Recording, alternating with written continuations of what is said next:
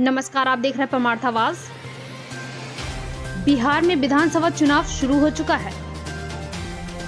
इसमें पहला चरण भी हो चुका है। दूसरे और तीसरे चरण के चुनाव के लिए सभी दल अपने भाग्यों को आजमाने के लिए तैयारियां जोर शोर से करने में लगे हुए हैं। इसी सिलसिले में किसी न किसी विधानसभा के दौरे पर हमारे परमार्थ आवाज की टीम ने भ्रमण कर आम जनता से लेकर नेताओं तक की राय जान रही है। भ्रमण के दौरान ही 73 मधेपुरा विधानसभा से बीएन मंडल विश्वविद्यालय के छात्र संघ के अध्यक्ष सह जदयू के प्रदेश महासचिव अमरदीप कुमार उर्फ रोहित यादव ने निर्दलीय से विधायक पद के लिए नामांकन पर्चा दाखिल किया है। क्या जरूरत हुई कि जदयू के महासचिव पद पर होते हुए भी मधेपुरा से निर्दलीय उम्मीदवार के तौर पर रोहित यादव ने नामांकन दाखिल किया? इसी मुद्दे पर परमार्थ आवाज के संवाददाता सवितानंदन कुमार ने खास बातचीत की। आइए देखते हैं रोहित यादव ने क्या कुछ कहा। परमार्थ आवाज और मैं हूं आपके साथ सवितानंदन कुमार। इस वक्त हम मधेपुरा विधानसभा क्षेत्र के दौरे पर लगातार हमारी परमार्थ आवाज की टीम चल रही है और सभी प्रत्याशी से बारी बारी से जनता की मूड मिजाज और विधानसभा चुनाव की तैयारी के बारे में जान रही है। इस वक्त हम पहुंचे हैं मधेपुरा विधानसभा से निर्दलीय उम्मीदवार हैं अमरदीप कुमार उर्फ रोहित यादव जी। ये जनता दल यूनाइटेड के भूपेंद्र नारायण मंडल यूनिवर्सिटी मधेपुरा के छात्र संघ के अध्यक्ष सह जदयू के प्रदेश महासचिव के पद पर कार्यरत रहते हुए निर्दलीय से अपने विधायक पद की दावेदारी कर रहे हैं।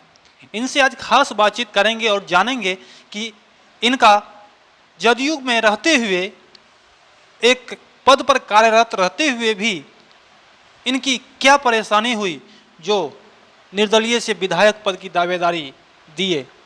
परमार्थ आवाज में आपका स्वागत है। धन्यवाद। सबसे पहला सवाल, आप भूपेंद्र नारायण मंडल यूनिवर्सिटी के छात्र संघ के अध्यक्ष भी हैं और जदयू के महासचिव भी हैं, प्रदेश महासचिव रहते हुए क्या परेशानी हुई जो निर्दलीय से दावेदारी कर रहे हैं? पहले तो मैं सभी आपके मीडिया बंधु को धन्यवाद देना चाहूँगा कि आपने अपना कीमती समय निकाल के मुझे से निर्दलीय उम्मीदवार की युवा को समय दिए।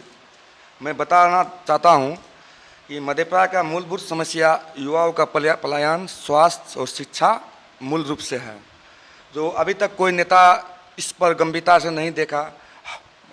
कितना आए कितना गए, आज तक कभी मूलभूत समस्या पर ध्यान नहीं दिए। मैं मूलभूत समस्या के बारे में ये बताना चाहता हूँ, युवाओं का जो पलायन है, युवाओं का जो शिक्षा व्यवस्था है, साफ चरमरा चुकी है। हमारे मुख्यमंत्री श्री नीतीश कुमार जी के शासनकाल में स्थिति बहुत सुधार हुई। मैं ये नहीं कहना, स्थिति में लगभग 90% सुधार हुई थी। लेकिन कुछ जब अगला बार जो विधानसभा चुनाव हुआ था जिसमें आरजेडी और जदयू मिल के चुनाव लड़े थे, इस शासनकाल में स्थिति बद से बदतर हो गई थी, जिसमें 2 साल सरकार आरजेडी भी थे सरकार में, आरजेडी का भी विधायक मंत्री भी थे कैबिनेट में। तो मैं ये बताना चाहता हूँ, आरजेडी का विधायक यहाँ 2 बार से जीतते आ रहे हैं, इस बार भी वही उम्मीदवारी बने हुए हैं। तो 5 साल के शासनकाल में मुश्किल से 10 से 15 दिन हुआ अपने क्षेत्र में रहते होंगे, मुश्किल से बहुत हो गया। उसके अपने गांव का लोग भी उसको चेहरा देखने के लिए व्याकुल रहते हैं कि हमारे विधायक मंत्री जी को हम जिताए हैं, कम से कम चेहरा का दर्शन भी हो जाए। सालों साल के बाद दर्शन होती है। चलिए, ये तो जनता में आक्रोश है ही, इसका तो इस बार पता चल जाएगा। और मैं ये बता देना चाहता हूँ कि मैं जब से छात्र जदयू के अध्यक्ष, यूनिवर्सिटी अध्यक्ष के पद पर बना हूँ, लगभग 3 साल हो चुकी है, मैंने छात्र जदयू की स्थिति को इतना मजबूत कर दिया। अभी ABVP अखिल विद्यार्थी परिषद जो अभी हिंदुस्तान में अभी चल रही है, उसके मतलब बराबर में इस यूनिवर्सिटी को हम ला के खड़ा कर दिया। मैंने आरजेडी के प्रदेश महासचिव के पद से रिजाइन दे के लगभग 780 लड़का के साथ छात्र जदयू का सदस्यता ग्रहण किए थे, भारी भरकम जिला अध्यक्ष विधायक मंत्री के सामने में, जो आप लोग के साथ कवरेज में होगा। उसके बाद 2.5 साल में मैंने लगभग 2100 लड़का को अपने छात्र जदयू का सदस्यता ग्रहण किए, जिसका सदस्यता फॉर्म जो है मेरे माननीय आदरणीय श्री RCP सर प्रदेश अध्यक्ष के मैं अपने पार्टी ऑफिस में भेज चुका हूँ। 2100 लड़का जो आरजेडी और जन अधिकार पार्टी और ABVP से पद छोड़ के जो मेरे पार्टी में मेरे कहने पर छात्र जदयू का सदस्यता ग्रहण किए, उन सब का प्रेशर था कि हम लोग इस बार किसी नेता को नहीं मानेंगे, आपको देना ही पड़ेगा नॉमिनेशन विधायक का। तो इन लोगों का परेशानी ये, हम लोग को दिक्कत ये हो गई कि यदि हम इनका बात नहीं मानते, ये एक बात पर अपने दूसरे पार्टी से छोड़ के मेरे पार्टी का सदस्यता ग्रहण कर लिया, आज हम इनका बात नहीं मानते हैं, कल मेरा ही बात ही नहीं मानेंगे। तो इनके परेशान में आने के लिए ही हमको नॉमिनेशन देना पड़ा। मुझे पार्टी के जो नेता है आदरणीय श्री नीतीश कुमार, उससे कोई गिला शिकवा नहीं है, और अभी तक और आगे भविष्य में भी मेरा नेता सिर्फ एक ही रहेगा, श्री नीतीश कुमार जी। मरते दम तक मेरा नेता एक ही रहेगा, श्री नीतीश कुमार जी। अच्छा, जब आप नामांकन दाखिल कर किए तो पूरी तरह से जो जनसैलाब उमड़ा वो सिर्फ और सिर्फ युवाओं का ही जनसैलाब था।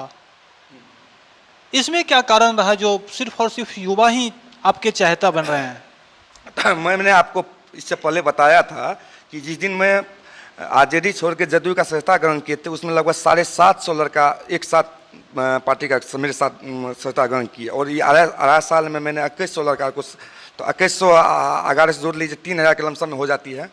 3000 छात्र जो है छात्र युवा मेरे, वो तो नॉमिनेशन में आए हुए ही थे। 3000 तो मेरा पर्सनली मेरा छात्र जदयू का सदस्यता ग्रहण किया तो 3000, उनके साथ एक युवा के साथ में 2 से 3 लड़का साथ में आते हैं, तो आप गिनती कर लीजिए 3 या 9000 तो सिर्फ युवा ही थे, हैं 9000 युवा थे।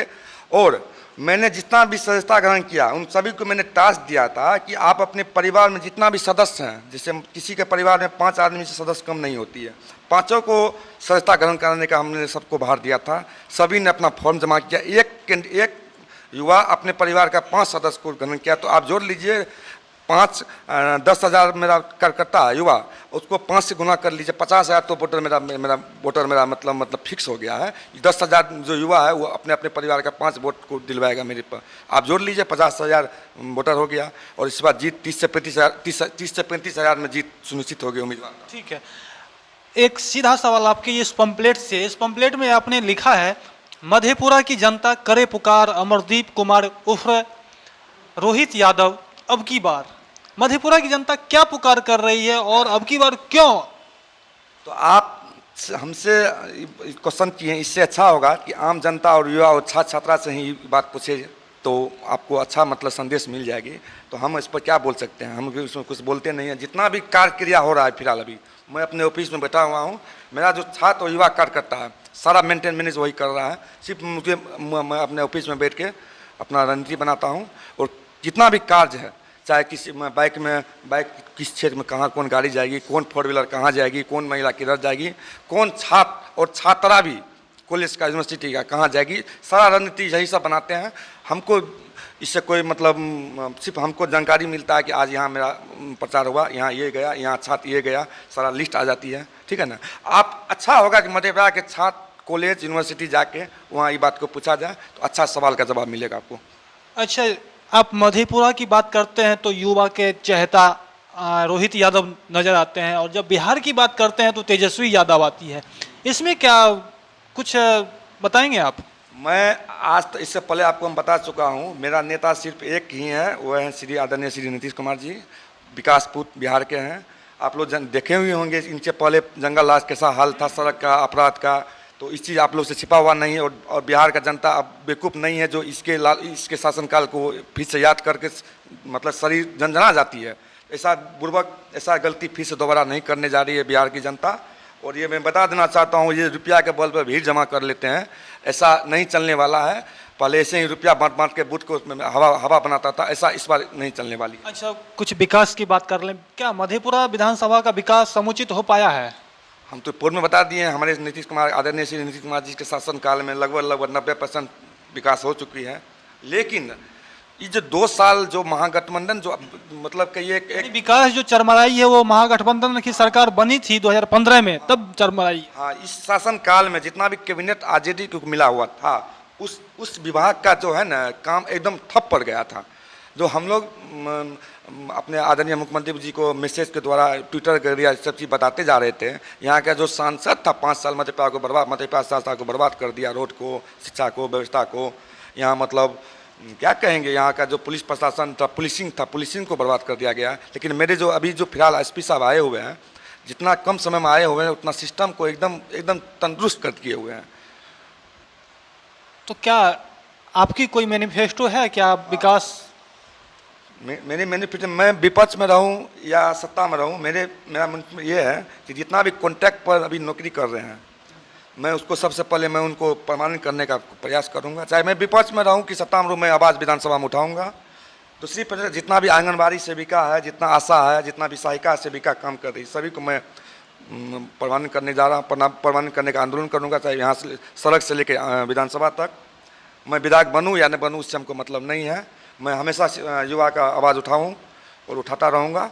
और युवा को आवाज़ उठाने में मैं कई बार गिरफ्तार भी हो चुका हूँ, कई बार FIR भी हो चुका है, उससे हम डरने वाले नहीं हैं। कई बार विपक्षी पार्टी मेरे युवा समर्थक पर लाठीचार्ज भी करवा चुके हैं, उससे भी हम लोग पीछे हटने वाले नहीं हैं।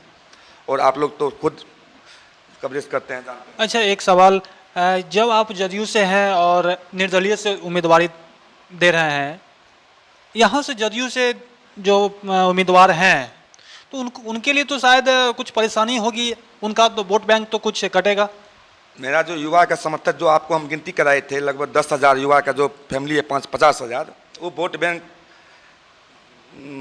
खिसकने का डर है। मतलब खिसक ही जाएगी, क्या कि युवा मेरे साथ है।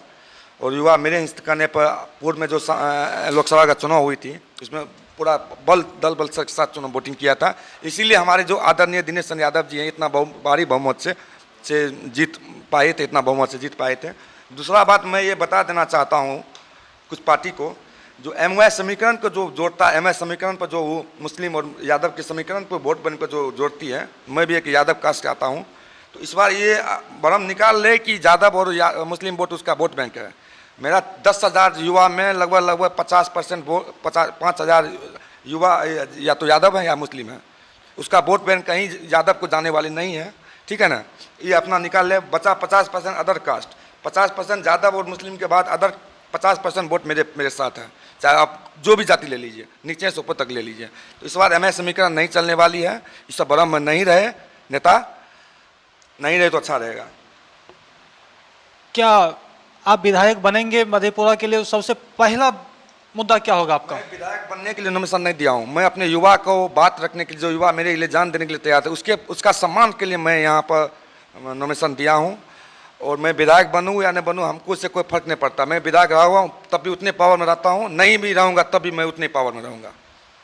तो इनका साफ साफ कहना है कि मैं विधायक बनूँ या ना बनूँ, मैं अपने जो युवा हैं, यहाँ मधेपुरा के जो युवा हैं, उनके जिद पर ज़बरदस्ती विधायक पद की दावेदारी किया। और हम लगातार युवाओं के साथ बने रहेंगे, लगातार युवाओं के मुद्दे को उठाते रहेंगे, चाहे हम विधायक बने अथवा न बने। आप लगातार देखते रहें परमार्थ आवाज़। सविता नंदन कुमार, रामानंद कुमार, कैमरामैन, मधेपुरा ब्यूरो।